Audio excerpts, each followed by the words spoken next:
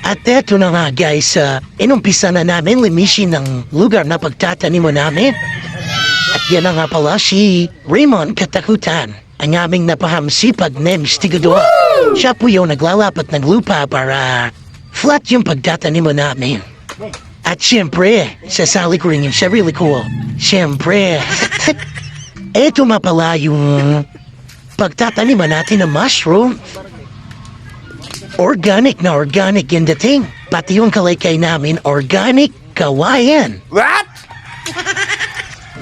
At syempre, bago natin umpisahan, iaahon muna natin yung mga binabad nating daon ng saging. At eto na nga, naahon na namin at umpisa na namin.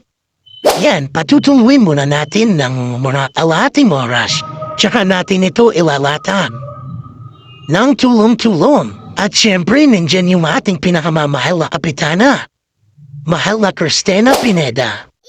At eto na nga, ilalatag na namin ang paunti-unti ang mga daon ng saging. Kasabay po nito, ilalagay na po namin ng mga seeds para may ibudbud po namin ang maayos. Para matapos po ito na mabilisan, tulong-tulong po kami. Lalagyan pa po natin ito ng shake and layer para maganda po yung tubo. Kami nga po pala ay hindi po professional para magtanim ng mga ganitong bagay. Kami ay binigyan lang ng idea ng kaibigan natin si Carlito ng Tarlac. Siya po yung mushroom wizard ng Tarlac. Mapapanood niyo po yan sa YouTube. At syempre bilang tagahama niya, gusto rin naming matuto ng ganitong paraan na pagtatanim.